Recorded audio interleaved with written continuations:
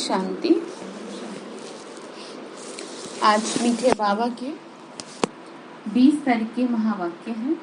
आज बाबा बोले, मीठे बच्चे, देह सहित इन आँखों से जो कुछ देखते हो उसे भूल एक बाप को याद करो, क्योंकि अब ये सब खत्म होने वाला है। ठीक है, जो भी देख रहे हैं अपने चारों तरफ, बोल रहे हैं उसे भूल जाओ, मतलब देखते हुए भी ना देखो, ऐसी स्थिति अपना लो। वैसे भी तो आप बहुत सारी बातों में ये काम करते हैं। जो लोग आपको पसंद नहीं आते उनको भी तो देखते हुए देखा करते हैं, समझ रहे हैं। इसका एक मैं आपको मोटा सा उदाहरण दूं।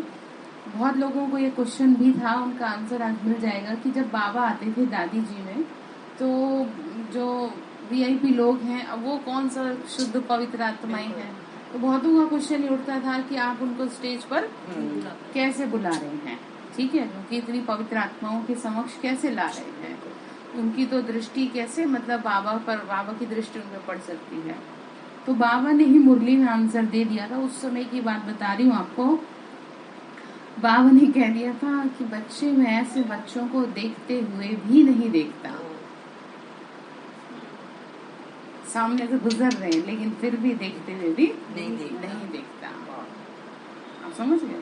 उनको चढ़ाया इसलिए जाता है, आगे इसलिए बढ़ाया जाता है, जिससे कि एक को देख करके 100 चलेंगे। लेकिन सबके मन कैसे, वो तो जानता ही है ना बाबा। तो इसीलिए कभी भी उदास नहीं होना चाहिए इस बात को लेकर के कि हम तो इतने अच्छे और वो लोग ऐसे, और उनको तो आगे आगे ले जा रहे हैं। बिल्कुल ठीक है, ऐसी कोई बात होती नहीं है। तो बाबा ने कहा, जो देहाभिमान के वशीभूत आत्माएं होती हैं, पवित्र आत्माएं होती हैं, मैं उनका मुख भी नहीं देखता। मुख तो छोड़ो, मैं उन्हें देखते हुए भी नहीं देखता। ये मुरली के शब्द बता रही हूँ आपको। तो ऐसे आपको करना है। जो कुछ भी आपको दिखाई दे रहा है उसको देखते हुए भी नहीं देखना।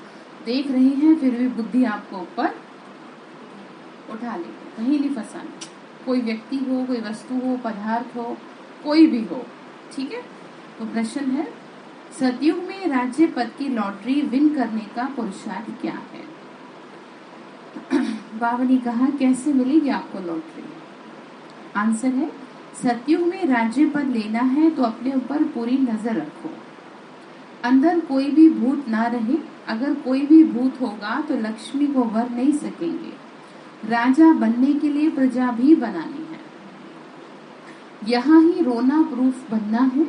किसी देहधारी की याद में शौक आया, शरीर छूटा तो पद भ्रष्ट हो जाएगा। फिर वो कोई भी हो सकता है, आप समझ लो। बहुत रिश्तेदारी, नातेदारी, क्लोज रिलेशन, बहुत यही वाले रिलेशन तो रुलाते हैं। पड़ोसी की डेथ थोड़ी रुलाती है, और जिससे स्नेह होता है वही रुलाती है आत्मा। तो बाबा ने कहा, अब तुमको यहाँ पर ही सारी चीजें कर लेनी है। तुमको रोना प्रूफ बनना है। तुमको किसी भी तरह का ऐसे नहीं कि ये क्या हो गया। अब भगवान को तो देखो कि वो आपको कैसा बनाना चाहता है, ये कहीं ना फंसे। चाहे कुछ भी होता रहे दुनिया में, आप उसकी पालना को समझो। बाबा ने कहा, पद भ्रष्ट हो जाएगा, इसीलिए बाप की याद में रहने का पूरा पुरुषार्थ मेहनत करें। भगवान को याद करने की मेहनत करें। भले शरीर ना बिठाए फिर भी मेहनत करें। ठीक है। गीत है, आज नहीं तो कल। ओम शांति।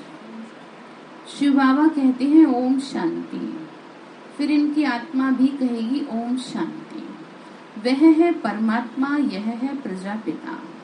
इनकी आत्मा कहती है ओम शांति। बच्चे भी कहते हैं ओम शांति। तो शांत हो गए। कितनी बार आपको याद दिला रहे हैं। ठीक है। अपने स्वधर्म को जानना होता है। मनुष्य तो अपने स्वधर्म को भी नहीं जानते हैं। ओम शांति अर्थात अहम आत्मा शांत स्वरूप है। आत्मा है मन बुद्धि सहित, ये भूलकर मन का नाम ले लेते हैं। बाबा ने कहा, मन भी तो उसी में ही है। अगर कहीं आत्मा को शांति कैसे मिले तो बोलो वाह, ये भी प्रश्न है। आत्मा तो स्वयं शांत स्वरूप है, शांति धाम में रहने वाली है। शांति तो वहां मिलेगी ना। आत्मा शरीर छोड़ चली जाएगी तब शांति में रहेगी। ठीक है। शरीर में है तो वो अशांत है। ठीक है, विकारों की वशीभूत है। इसीलिए क्या कर लेना है, स्वयं को अपने स्वधर्म में टिका लेना। इसीलिए जिन लोगों का ज्यादा मन अशांत रहता है, जिनके अंदर डिसीजन मेकिंग पावर नहीं है, उनको चाहिए कि वो अपने आप को शांत रखने का अभ्यास करें। मैं आत्मा शांत स्वरूप हूँ, इसके लंबे समय का अभ्यास करें। तो मन शांत रहेगा तो ऑटोमेटिकली सही डिसीजन ले पाएंगे। बावली का ये तो सारी दुनिया है, इसमें आत्माओं को पार्ट बजाना है। शांत कैसे रहेंगे? काम करना है। मनुष्य शांति के लिए कितना भटकते हैं, उनको ये पता ही नहीं कि हम आत्माओं का स्वधर्म शांत है। क्या है हमारा स्वधर्म? शांत है। ठीक है, अपने आप को क्या कर लेना है? शांत कर लेना, चाहे परिस्थितियां कैसी भी हो। आप जितनी देर डिस्टर्ब रहेंगे उतनी देर अपनी शक्ति को नष्ट कर रहे हैं। ठीक है, तो क्या कर लेना है? स्वयं को शांत कर लेना। अब तुमको आत्मा के धर्म का पता है। आत्मा बिंदी मिसल है। बाबा ने समझाया है, सब कहते हैं निराकार परमात्मा ही नमः। परमपिता उनको ही कहा जाता है। किसको कहते हैं?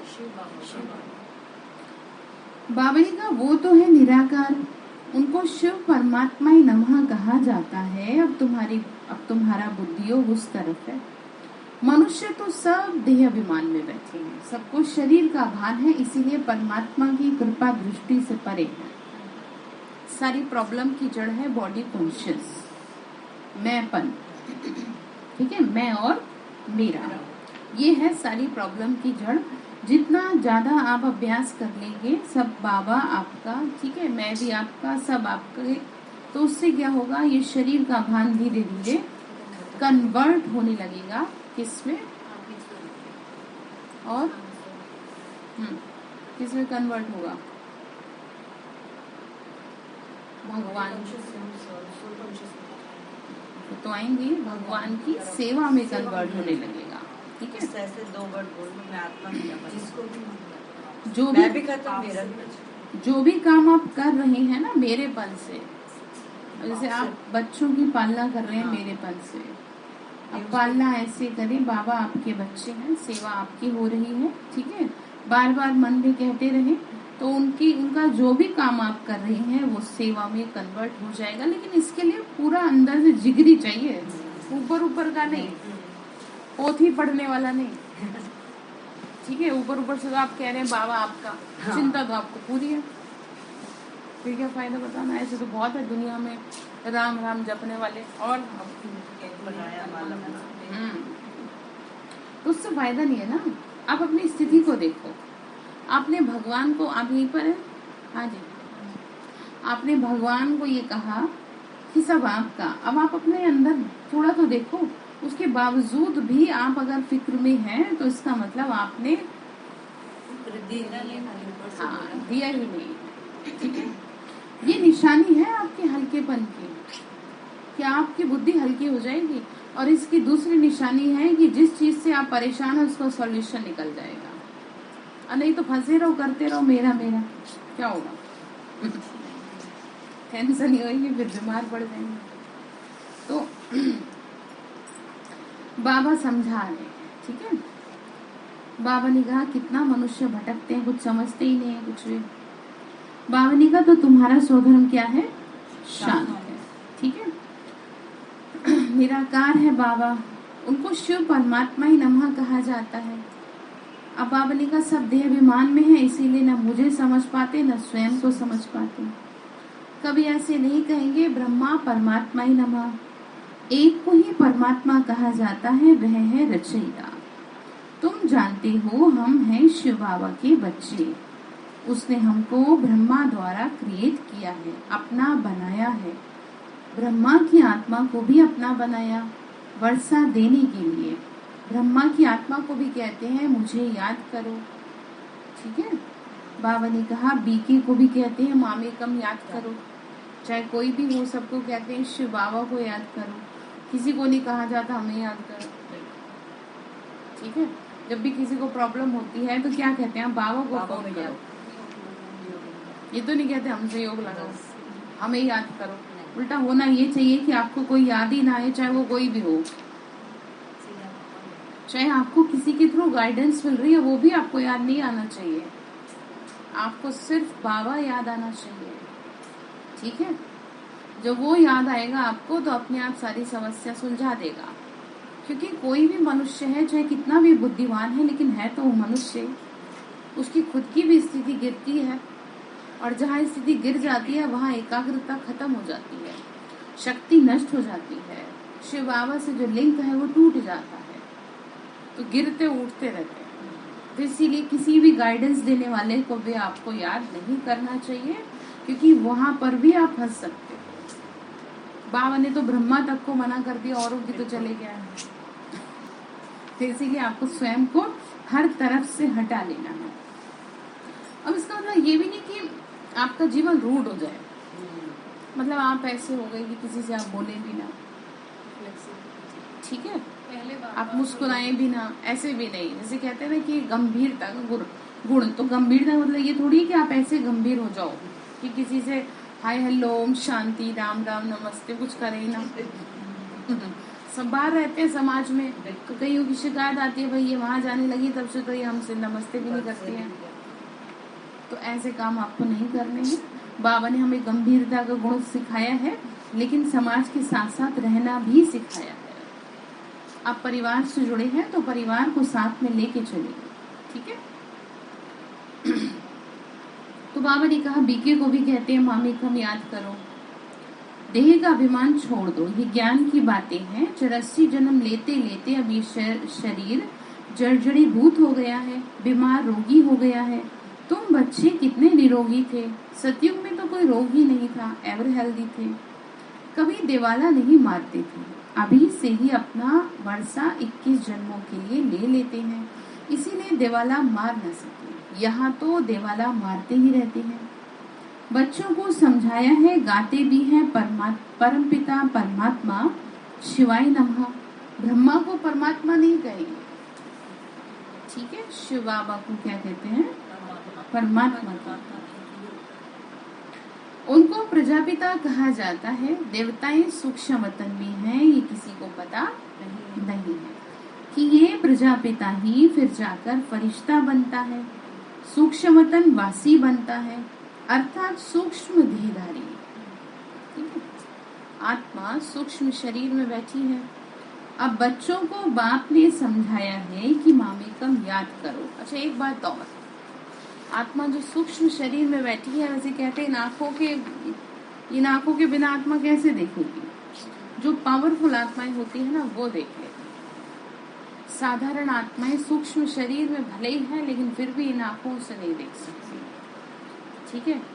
जो बाबा हमें कहता है ना कि तुम भी क्या कर लो, सूक्ष्म शरीर धारण कर लो, तुम फरिश्ते हो, फरिश्ता बन के सबकी सेवा करो, कभी हॉस्पिटल में करो, कभी कहीं करो, क्योंकि आप पावरफुल आत्माएं हो।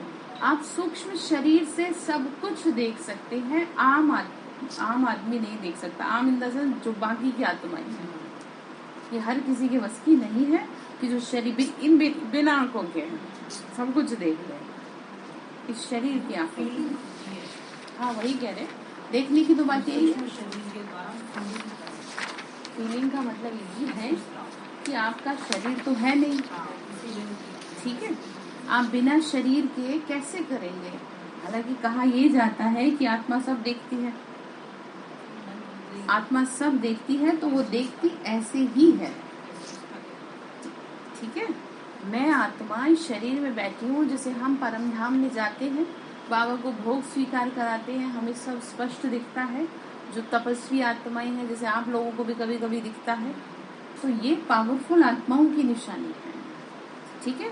तो इसलिए बाबा कहते हैं बच्चे तुमको अपने आप को फरिश्ता स्वरूप में धारण करके रखना है, ठीक है, क्योंकि प्रैक्टिस अभी से बढ़ाएंगे तो अच्छा रहेगा ना। बाबा ने कहा अब बच्चों को बाप ने समझाया है, मामेकम याद करो, तुम भी निराकार हो, हम भी निराकार है, ठीक है। तो बैठे सूक्ष्म शरीर में, अब ये पक्का करो, इस शरीर में तो होते हुए भी नहीं हो, ऐसी फीलिंग ले आओ, ठीक। मामेकम याद करो, जो भी देहधारी हैं उनसे बुद्धियोग हटा दो।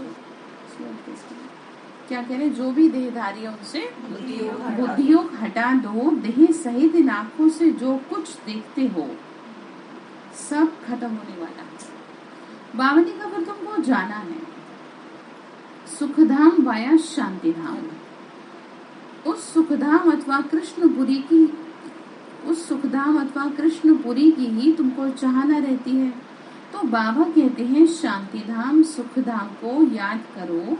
भल सतयुग में भी पवित्रता सुख शांति रहती है, परंतु उनको शांतिधाम नहीं कहेंगे। ठीक है, शांतिधाम हमारा घर है। ठीक है, जिसे सोल वर्ल्ड कहते हैं। जब हम मेडिटेशन करते हैं, जिसे हम परम धाम कहते हैं, वो है हमारा घर। ठीक है, जब आपको योग कराया था तो आपको वैसे वैसे महसूस करना होता है, जैसे जैसे कमेंट्री बोलते हैं ना हम, वैसे वैसे आपको महसूस करना होता है, उस फीलिंग में लाना होता है स्वयं को। बाबनी का शांतिधाम। कर्म तो सबको करना है, राजाई करनी है। सतयुग में भी कर्म करते हैं, परंतु वह विकर्म नहीं बनता, क्योंकि वहाँ माया ही नहीं है। ये तो समझने की बातें हैं।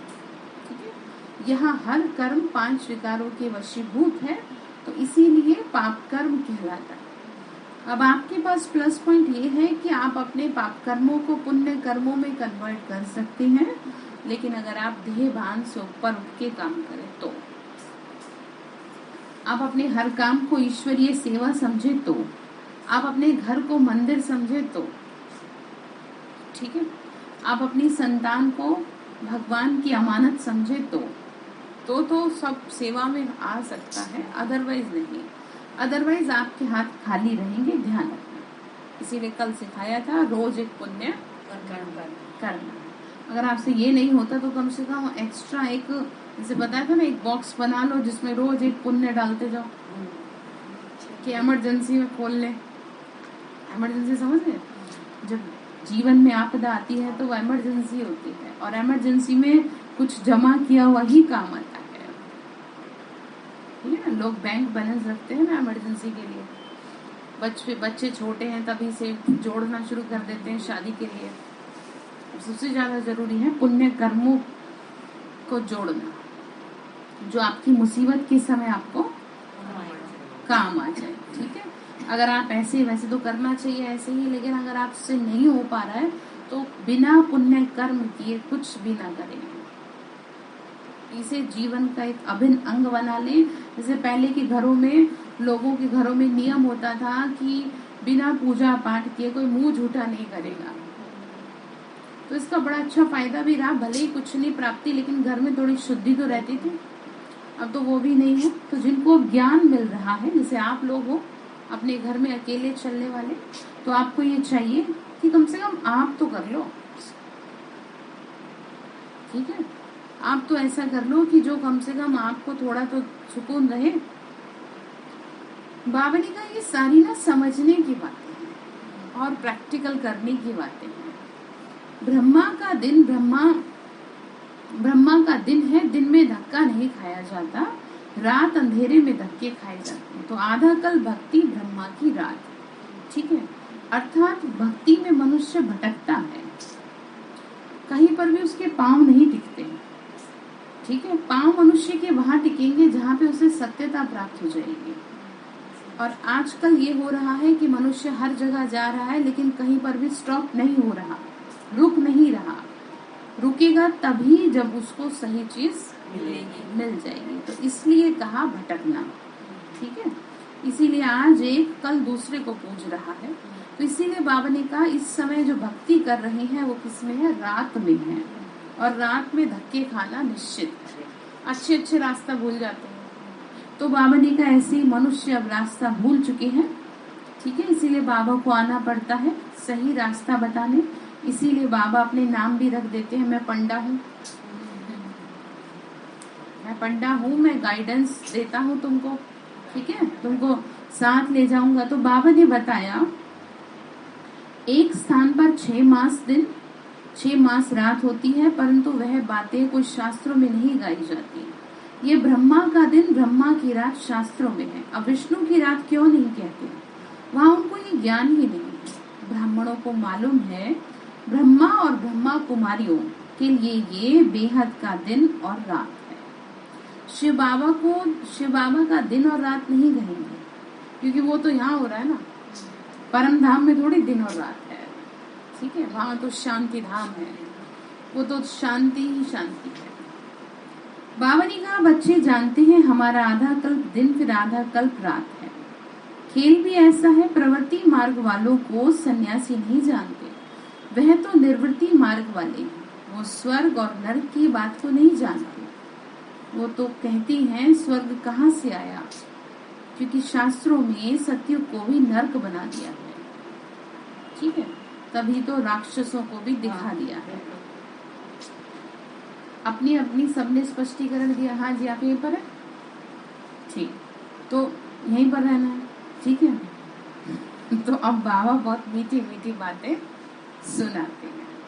ठीक, तो बाबा अपना परिचय देते हैं। भक्ति मार्ग में मेरा ज्ञान इमर्ज नहीं होता। उस समय सारा रस्म रिवाज भक्ति मार्ग में चला जाता है, भक्ति मार्ग का चलता है। ड्रामानुसार जो भक्त जिस भावना से पूजा करते हैं उनको साक्षात्कार कराने में निमित्त बना हुआ हूँ। भावना का भाड़ा जरूर देता है भगवान। ज्ञान में आ जाते हैं तो भावना खत्म हो जाती है, इसीलिए बाबा की महसूसता नहीं होती आपको।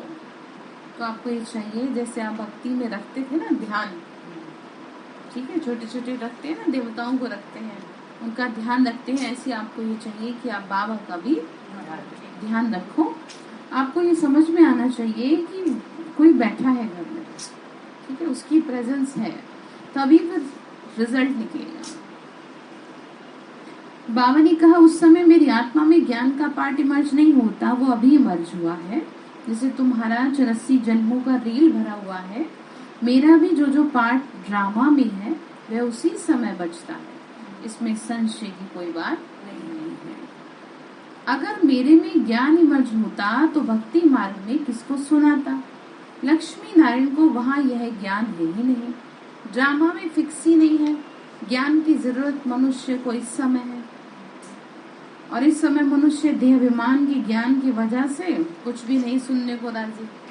एक का एक बुद्धिमान बैठा है, सब समझते हैं मैं बुद्धिमान, तो यही तो मनुष्य की अधोगति का कारण बनेगा। ठीक है, ये दुर्गति का कारण बनेगा कि उसने अपने आप को सबसे ज्यादा क्या समझ लिया? हाँ, बुद्धिमान समझ लिया, तो भगवान को भी कुछ नहीं समझा।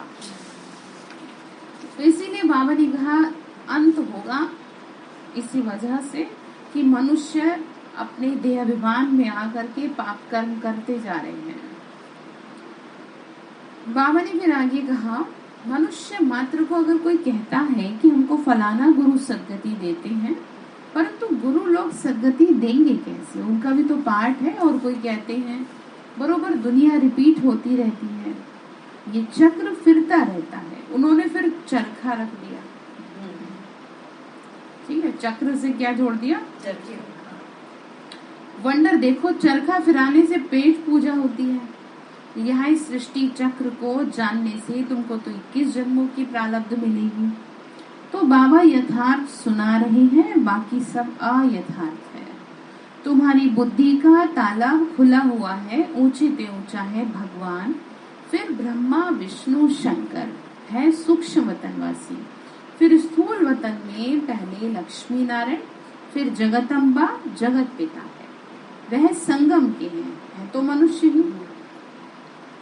भुजाएं आदि भी कुछ है नहीं, ब्रह्मा को भी 2 भुजा है, और भक्ति में दिखा दी इतनी भुजा। ऐसे बाबा ने कहा ऐसे भुजा वाला कोई मनुष्य थोड़ी होता है तो वो भी मनुष्य ही। तो भक्ति मार्ग के चित्रों में कितनी भुजाएं दे दी। अथवा किसी को 8 भुजा हो तो 8 टांगे भी होनी चाहिए, ऐसा तो होता नहीं। ठीक है, बाबा ने कहा ऐसा कोई मनुष्य होगा, ऐसा मनुष्य होगा तो उससे बच्चा पैदा होता है, नॉर्मल समझते ही नहीं है ना, तो डॉक्टर ऑपरेशन से उसके हाथ काट देते हैं, अच्छा थोड़ी मानता है। तो वो इसलिए क्योंकि भक्ति में ना झोल बहुत क्रिएट कर दिया, ऐसी ऐसी चीजें बना दी, देवियों के ऐसे रूप बना दिए, विष्णु को ऐसे सांप पे दिखा दिया, शंकर को काला दिखा दिया, नीला दिखा दिया। जब इतनी सारी कंफ्यूजन क्रिएट कर दी तो एक एक चीज के कॉन्सेप्ट को तो क्लियर करे कि आपको कम से कम एक बात तो समझ में आए। और कोई भी बात बिना अपने पीछे अर्थ लिए नहीं चलती, बस निकालने वाला चाहिए। लोगों ने कैसे कैसे अर्थ निकाल दिए। बाबा ने इसीलिए तो शब्द यूज किया, मैंने यथार्थ अर्थ बताया है। यथार्थ का मतलब एक्चुअल है, सही तरीके से। ठीक है, बाबा ने कहा तो ऐसा तो होता नहीं, रावण को 10 चीज दिखाते हैं तो 10 तो टांगे भी 20 देनी चाहिए। तो ये सब गुड़ियाओं का खेल है, कुछ भी समझते नहीं है। रामायण जब सुनाते हैं तो बहुत रोते हैं। तो बाबा समझाते हैं ये सब भक्ति मार्ग है, जब से तुम वाम मार्ग में गए हो तब से काम चिता पर बैठ काले बन गए हो। अब एक जन्म में तो ज्ञान चिता का हथियाला बांधने से तुमको 21 जन्म सुख मिलेगा। वहाँ आत्माभिमानी रहते हैं, एक पुराना शरीर छोड़ दूसरा लेंगे, रोने आदि की बात ही नहीं रहती। यहाँ बच्चा पैदा होगा तो बधाई देंगे, धूमधाम से मनाएंगे। कल बच्चा मर गया तो या हुसैन मचा देंगे। दुख धाम है, इसीलिए अब इस दुख की दुनिया से चलो। ठीक है, जानते हो ना ये भारत पर ही है सारा खेल। विदेशों में इतना विलाप नहीं है जितना भारत में है, क्योंकि भारत में भगवान के प्रति भावना बहुत है। ठीक है, तो ये भावना का दुरुपयोग हो रहा है अब, इसीलिए अंधश्रद्धा एक शब्द यूज किया जाता है। तो बाबा भी तंग आ गए हैं अब इस अंधश्रद्धा से कि तुमने जिसको चाहे उसको भगवान बना दिया और मुझे साइड में निकाल दिया। तो अब आना पड़ेगा ना, मेन ही घर का, जैसे कहते हैं ना, घर वाले घर नहीं, हमें किसी का डर नहीं। तो जिसकी दुनिया उसकी प्रेजेंस नहीं है, तो जिसको जो मन में आएगा सो करेगा। हाँ वही तो, कि जिसके हो आप उसी को नहीं समझ पा रहे। तो बाबा कह रहे हैं इसलिए मुझे आना पड़ता है। बाबा फिर आगे बोल रहे हैं, हेविनली गॉड फादर ने ही जरूर हेवन स्थापन किया है। लाखों वर्ष की बात कहें तो कोई को भी कैसे याद पड़े, किसी को भी पता नहीं स्वर्ग फिर कब होगा। कह देते हैं कलयुग की आयु अभी 40,000 वर्ष है। अब 40,000 में तो कितने जन्म लेने पड़े, जबकि 5,000 वर्ष में 84 जन्म है। अब तुम बच्चों की समझ में आता है ना, तुम रोशनी में हो, बाकी जिनको ज्ञान नहीं है वो अज्ञान नींद में सोए पड़े हैं। अज्ञान अर्थात अंधियारी रात। ठीक है, अर्थात सृष्टि चक्र का ज्ञान ही नहीं है, हम एक्टर हैं। ठीक है, ये सृष्टि चक्र के 4 भाग हैं, इन बातों को मनुष्य ही जानेंगे। अभी तुम बच्चे जानते हो, बाबा नॉलेजफुल है, उनमें जो खूबियां हैं ना वो सब तुमको दान में देते हैं। ठीक है, ज्ञान के सागर से तुमको वर्षा मिलता है। बाबा हमेशा कहते हैं देहधारी को याद नहीं करो, सबसे बुद्धि हटा लो। ठीक है, लेकिन जीवन में नीरसता भी ना ले आओ। नीरसता समझ गए ना? हाँ, ऐसे से ही ना हो जाओ। इसका मतलब ये नहीं है कि आप किसी से बोले ना तो आपका जीवन ही ऐसा हो जाए बिल्कुल जैसे कि बुझता हुआ दिया। कब बुझ जाए कुछ पता नहीं। यही होता है, जो व्यक्ति किसी से बोलेगा चलेगा नहीं। ठीक है, समाज से खुद को अलग कर लेगा, रिश्तेदारी से अलग कर लेगा, तो क्या होगा उसका। और ज्ञान में इतना परिपक्व है नहीं, योग इतना है नहीं कि जो योगियों वाली स्थिति होगी फिर मस्त अपने। वो स्थिति तो अब है ही नहीं किसी की भी। वो तो दीदी दादियों की थी, वो महारथियों की थी, और वो स्थिति आपको अभी लाने में बहुत मेहनत की जरूरत है। तो आपको ये चाहिए कि आप दोनों तरफ बैलेंस रखें। ठीक है, दोनों तरफ बैलेंस रख करके चले, किसी भी तरह अपने जीवन में बोरियत ना आने दें, क्योंकि अगर बोरियत आ गई तो जीवन भारी लगेगा, और जब जीवन भारी लगता है तो फिर ऐसा लगता है बस अब नहीं जी पाऊंगे। चाहे दुख कुछ नहीं आपको, बस ज्ञान ही उल्टा ले लिया आपने। इसीलिए तो देखो मधुबन में और सेंटर्स पे जो बड़े बड़े जगह पर सेवाएं चलती हैं, और जैसे भी हैं जो समर्पित भाई बहन होते हैं, उनके एंटरटेनमेंट का भी ख्याल रखा जाता है।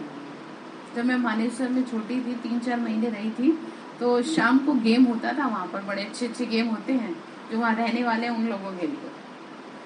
मेरे को तो नाम भी नहीं ध्यान, तो क्यों, जिससे कि क्या ना आ जाए इनकी लाइफ में, बोरियत ना। तो आपको भी क्या चाहिए, बिल्कुल एंटरटेनमेंट चाहिए, खुद को एंटरटेन करते रहना चाहिए। बाबा भी करता रहेगा बीच बीच में लेकिन आपको भी तो करना पड़ेगा खुद को। हम ये थोड़ी और करें आपको, और कब तक करेंगे।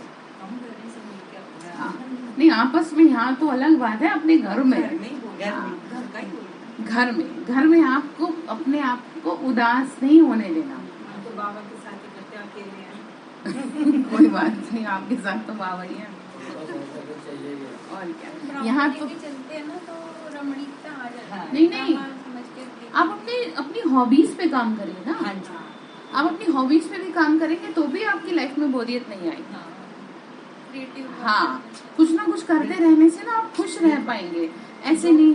कोई भी ऐसी हो भी हो, हाँ, कुछ भी अच्छा लगता हो आपको करो तो उसको। शॉपिंग करना ही अच्छा लगता है। वो तो सब बहनों की खूबी है वो भी है। तो नहीं लगता, मुझे बहुत अच्छा लगता है। वो तो डॉक्टर लोग कहते हैं कि अगर किसी लेडीज को डिप्रेशन हो रहा हो तो शॉपिंग करा दो उसका डिप्रेशन मिनटों में दूर है। को कहते थे मेरा पर दीदी, मेरा तो दिल भी नहीं करता, तो एक सेकंड है जी, मेरे तो बाहर निकलने कोई दिन नहीं करता। वो आपकी ज्यादा सीवियर होगी ना प्रॉब्लम। हाँ, तो ठीक है, तो कुछ ना कुछ अच्छा करते रहना, बाबा भी करता रहता है, आपके लिए ऐसी बात नहीं है। तो कर सकते हैं ना ये। हाँ, करो। फिर करने के बाद कभी पर कभी यू- बाबा ने तो मना किया है, हमें इतना नहीं, संग्रह ऐसे- करना है, इतना संग्रह। नहीं, जब है तो फिर हाँ, देखो ज्ञान को ना समझो, ज्ञान को समझो आप। बाबा ने किसी भी चीज के लिए मना नहीं किया, ध्यान से सुने आप पहले। ना तो बाबा ने अच्छा पहनने को मना किया, ना अच्छा खाने को मना किया, ना बाबा ने कहीं जाने को मना किया, ना बाबा ने ये कहा कि तुम अपने शौक पूरे ना करो, सब करो। लेकिन अगर है तो पहली बात तो तब, ये नहीं कि आप दुनिया को देख के आपका दिमाग चल रहा है।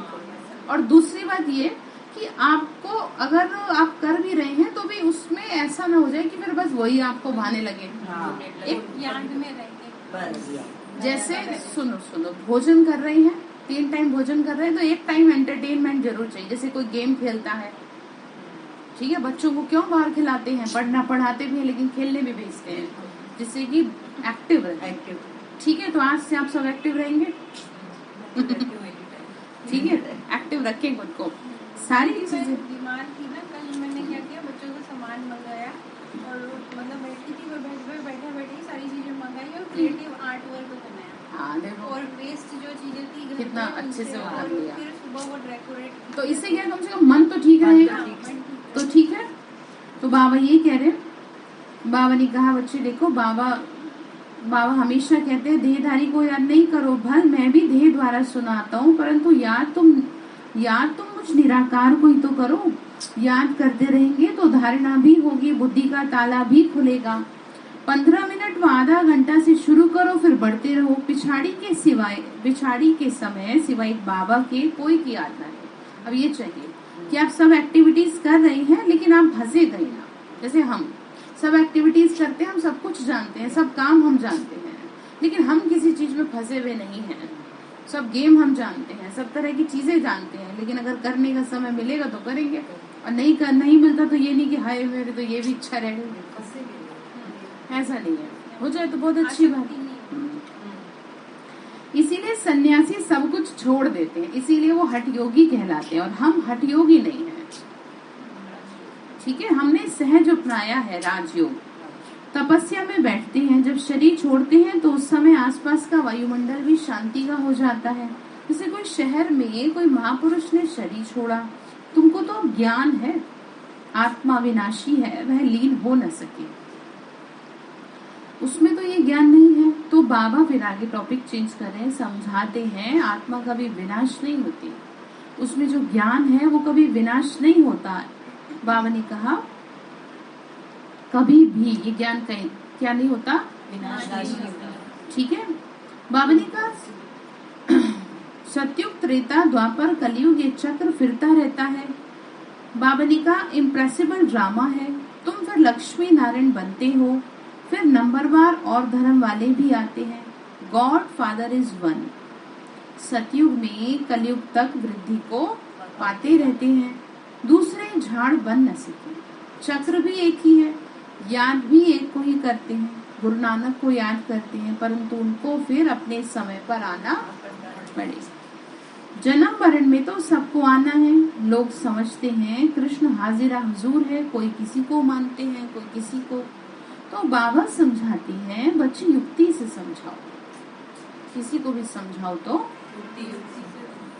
युक्ति से। ईश्वर सबका एक निराकार है, गीता में है भगवान निवास। तो गीता है सबकी माँ बाप, क्योंकि उनसे ही सबको सद्गति मिलती है। बाप सबका दुख हरता सुख करता है। भारत सबका तीर्थ स्थान है, सद्गति बाप द्वारा मिलती है। यह उनका बर्थ प्लेस है, सब उनको ही याद करते हैं। फादर ही आके सबको रावण के राज्य से छुड़ाते हैं, यानी 5 विकारों से। अभी ये रौरव नरक है। अभी बाबा कहते हैं बच्चे देहधारियों, हे देहधारी आत्माएं, अब वापस आपको चलना है। सिर्फ मुझे याद करो, कभी भी देहधारी में लटके तो रोना पड़ेगा। एक को याद करना है, वहां आना है। तुम्हारा रोना 21 जन्मों के लिए बंद हो जाएगा। कोई मरे और तुम रोने लग पड़ेंगे तो फिर रोना प्रूफ तो बनेंगे नहीं। किसी की याद में शौक आ जाए और मर जाए तो दुर्गति हो जाए। मतलब इतनी खतरनाक आपको याद है, जैसे कहते हैं ना तड़पने वाली याद, तड़पन, तो वो तो बहुत बुरी है। तो तुमको तो याद तो शिव बाबा को करना है। हार्ट फेल भी हो जाते हैं, तुमको तो उठते बैठते बाबा को याद। यह भी बुद्धि में बिठाया जाता है, क्योंकि सारे दिन में याद नहीं करते तो संगठन में बिठाया जाता है। अब आप सारा दिन क्या करते हो, कैसे याद करते हो, अब ये तो पता नहीं, तो इसीलिए संगठन में बिठाया जाता है, भाई यहाँ बैठ के याद करो। सबको इकट्ठा फोर्स होता है। अगर कोई किसी की याद बुद्धि में रहेगी तो फिर जन्म लेना पड़ेगा। कुछ भी हो जाए स्थैर्य रहना, ठीक है। देह का भान न रहे, जितना बाबा को याद करेंगे उतना वह याद रिकॉर्ड में नोंद हो जाती है। तुमको खुशी भी बहुत होगी। हम जल्दी चले जाएंगे, जाकर तख्त पर बैठेंगे तो बाबा हमेशा कहते, ठीक है बच्चे, तुम्हें कभी भी रोना नहीं है, रोती तो विधवाएं हैं। तुमको तो सर्वगुण संपन्न यहाँ ही बनना है, ठीक है। यहाँ पर तो ऐसा है नहीं, ठीक है। अब विधवा से मतलब है जिसका कोई नहीं होता, ठीक है। बाबा ने कहा मैं तुम्हारा हूँ, ठीक है। दुनिया में तो पति कोई सब कुछ बना देते हैं ना, कि वही सब कुछ तुम्हारा है। तो बाबा ने कहा कि बच्चे नहीं, मैं हूँ तुम्हारा। जैसे कहते हैं ना, अब तुम्हारा कौन रहा, तो हम कहते हैं हमारा कौन है, ठीक है। हमारा बाबा है, हमारी पथ रखने वाला कौन है, भगवान है। तो फिर क्यों रोना, वो तो हो करके भी रुला दे, उसका भरोसा है। घड़ी घड़ी रुलाते हैं कई तो फिर आप क्या करेंगे। तो कौन है पथ रखने वाला, ठीक है। तो इसलिए जब आपकी पद रखने वाला बैठा है, जब आपकी फिक्र करने वाला बैठा है, तो रोना नहीं। रोना आए भी ना ज्यादा तो बाबा के आगे रोना, कि आपको दिखाई नहीं दे रहा मुझे कितना रोना आ रहा है। ठीक है। तो आपके होगा यही कि आंसू जैसे अंदर ही अंदर खत्म, बाहर निकलेंगे भी मुश्किल है। हाँ ठीक है, क्योंकि यहाँ पर मनुष्यों के प्यार में आप जितना फंसेंगे उतना रोएंगे। जो आपसे इस समय प्यार जाहिर करेगा वो अब आपको रुलाने का कारण बनेगा। इसीलिए अगर आपको लगता है कि मेरा किसी आत्मा के प्रति बहुत ज्यादा पहले आकर्षण नहीं था, अब हो रहा है, तो अब आपको ये चाहिए आप अपने आप को उससे बचाएं, क्योंकि वो माया का वार हो रहा है। जिस समय आप अकेले थे उस समय आपको किसी ने किया नहीं, और अब बाबा ने आपको अपना बना लिया तो उधर से भी अपना बनाने के चक्कर में। तो आपको ये चाहिए कि आप सावधान रहेंगे, क्योंकि अगर आप उस तरफ चले गए तो बाबा की छत्र छाया से हट जाएंगे, क्योंकि प्यार एक का ही मिलेगा। भगवान का चाहिए या इंसान का चाहिए, अब आप देख लो, ये आपके ऊपर है। ठीक है, आपको जिसका चाहिए फिर उसी के हो जाओ। इंसानों का तो आप जानते हैं क्या हाल है। तो फिर रोना नहीं है। सर्वगुण संपन्न बनना है जो फिर अविनाशी हो जाता है। मेहनत चाहिए, अपने ऊपर नजर रखनी है। कोई भी भूत होगा तो उच्च पद नहीं पा सकेंगे। नारद भक्त था, लक्ष्मी को वरना चाहता था, परंतु शक्ल देखी तो बंदर मिसल। तुम मेहनत कर रहे हो वरने की, बहुत मेहनत चाहिए। 5 भूत होंगे तो वर नहीं पाएंगे। अब ये 5 भूत में एक भूत यही है, ठीक है, ये एक भूत यही है जो आपको अपनी तरफ खींचेगा, ठीक है, अलग अलग लालच दे करके। बाबा ने कहा बड़ी जबरदस्त लॉटरी विन कर रहे हो, हम राजा जरूर बनेंगे तो प्रजा भी होगी, हजारों लाखों वृद्धि होती रहेगी। पहले पहले कोई भी आते हैं तो उनको बाप का परिचय दो। पतित पावन से क्या संबंध है तुम्हारा, जरूर कहना पड़े वो पिता है। अच्छा लिखो, एक ही पतित पावन सर्व को पावन बनाने वाला है। लिखवा लेने से फिर कोई बहस नहीं करेगा। इसलिए पहले कोर्स वालों के फॉर्म भरवा लिए जाते थे। तुम यहाँ सुनने आए हो, बस सुनाने। कई होते हैं सर्व का सदगति दाता तो एक निराकार है, वह कब आकार साकार में नहीं आता। अच्छा फिर प्रजापिता से क्या संबंध है, वह है साकारी और वह है निराकारी, ठीक है। हमारा एम ऑब्जेक्ट यही है, इनसे हम राजाई पाएंगे। हमारे जीवन का लक्ष्य है लक्ष्मी, ठीक है। अच्छा मीठे मीठे सिकी लदे बच्चों प्रति माता पिता बाप दादा का याद प्यार और गुड मॉर्निंग। रूहानी बाप की रूहानी बच्चों को नमस्ते। हम रूहानी बच्चों की रूहानी माता पिता बाप दादा को नमस्ते। नमस्ते बाबा, नमस्ते। शुक्रिया बाबा, शुक्रिया बाबा, शुक्रिया। धारणा के लिए मुख्य सार है, किसी भी देहधारी में अपनी बुद्धि नहीं लटकानी है, ठीक है। किसी में नहीं फंसना, अपने आप को खुद में खुश रखने की कोशिश रखनी है, ठीक है। अपनी खुशी में रहना है, याद का रिकॉर्ड ठीक रखना है, कभी भी रोना नहीं है, ठीक। दूसरी पॉइंट है अपनी शांति स्वधर्म में स्थित रहना है। शांति के लिए भटकना नहीं है कि कहीं से शांति मुझे मिल जाए। सबको इस भटकने से छुड़ाना है, शांति धाम और सुख धाम को याद करना है। वरदान दिया बाबा ने, निर्माणता द्वारा नव निर्माण करने वाले निराशा और अभिमान से मुक्त भव। निर्माणता द्वारा नव निर्माण करने वाले निराशा और अभिमान से मुक्त भव। कभी भी पुरुषार्थ में निराश नहीं बनो। वही बात आ गई जो मैं आपको समझा चुकी हूँ। ज्ञान में चलते चलते क्या हो जाते हैं, उदास हो जाते। तो नहीं, करना ही है, होना ही है। विजय माला मेरा ही यादगार है, इस स्मृति से विजयी बनो। 1 सेकंड व 1 मिनट के लिए भी निराशा को अपने अंदर स्थान न दो। चेंज करो, ठीक है, स्थान चेंज करो तो फर्क पड़ेगा इससे। जैसे कि आप क्या कर रहे हैं, कोई काम कर रहे हैं तो आप क्या करें, वहां से उठ के कहीं दूसरी जगह बैठ के करें, बहुत महत्व है स्थान का। अभिमान और निराशा ये दोनों महाबलवान बनने नहीं देते। अभिमान वालों को अपमान की फीलिंग बहुत आती है, इसीलिए इन दोनों बातों से मुक्त बन निर्माण बनो तो नव निर्माण का कार्य करते रहेंगे, ठीक है। स्लोगन है, विश्व सेवा के तख्त नशीन बनो तो राज्य तख्त नशीन बन जाएंगे। बावली का विश्व सेवा, ठीक, आपके ऊपर ये जिम्मेदारी है। तो आज के लिए होमवर्क ये है कि आपको अभिमान और निराशा इन दोनों से स्वयं को मुक्त करना है। क्योंकि अगर आपको बहुत ज्यादा अभिमान है तो आपको हमेशा ये लगेगा कि मेरा अपमान हो रहा है, ठीक है। तो अभिमान से ऊपर उठेंगे तभी कुछ कर पाएंगे। तो स्वयं को चेक कर लेना, ठीक है। ओम शांति।